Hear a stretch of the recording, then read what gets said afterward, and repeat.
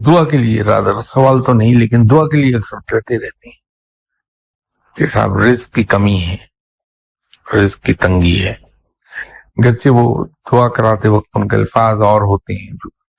شرک کے مترادف ہیں میرے نزدیک، کہ صاحب کسی نے ہمارا رزق باندھ دیا ہے، کہ ہم اگر یہ سمجھتے ہیں کہ رازق خدا ہے اور جو وہ ہے وجہ طور پہ سمجھتے ہیں ہم، تو اگر رازق رب ہے اور رب قادر مطلق ہے، سب سے زیادہ پاورفل ہے، اگر وہ مجھے رزق دینا چاہے تو کس کی مجال ہے کہ اس رزق کو روک سکے؟ تو اگر ہم یہ کہتے ہیں کہ اللہ رزق دینا چاہ رہا ہے لیکن کسی نے باندھ دیا ہے، تو پھر معاذ اللہ، اللہ معاف فرمائے مجھے ان الفاظ کے لیے، تو پھر تو یہ ہے کہ طاقتور کون ہے، دینے والا یا روک دینے والا؟ تو اس لیے میں کہتا ہوں کہ وہ شرک مترادف ہے میرے نزدیک۔ تو رزق کی وسعت کے سلسلے میں حدیث تو اپنی جگہ ہے کہ جو آدمی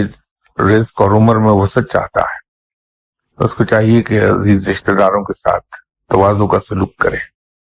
لیکن جو تجربہ میں نے کیا ہے وہ اس حدیث کے علاوہ عرض کر رہا ہوں۔ یہ حدیث تو ہے، اس پہ عمل ہونا چاہیے کہ اگر انسان یہ چاہتا ہے کہ اس کے رزق میں وسعت پیدا ہو جائے تو آپ اپنے اوپر یہ لازم کر لیجئے کہ اللہ کے بندوں کو کھانا کھلاتے رہیے۔ کوئی ایسا رشتہ داروں میں، عزیزوں میں، دوستوں میں، پڑوسیوں میں کوئی ایسا گھر دیکھ لیجئے جو سفید پوش ہیں، کسی سے بتاتے نہیں ان کا حال کیا ہے، تو انتہائی خاموشی کے ساتھ، اتنی خاموشی اور رازداری کے ساتھ محاورتاً اگر بات کریں کہ خود آپ کی ذات کو نہ پتہ چلے کہ آپ نے ان کی مدد کر دی، ریگولرلی ہر مہینے چپ چاپ کچھ نہ کچھ ان کو دیتے رہیے۔ میرا تجربہ یہ ہوا ہے کہ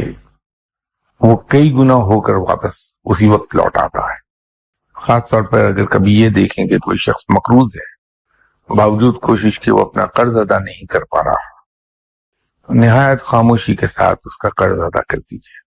تو آپ کا رزق وسیع ہو جائے گا۔ یہ بڑی آزمودہ چیز ہے،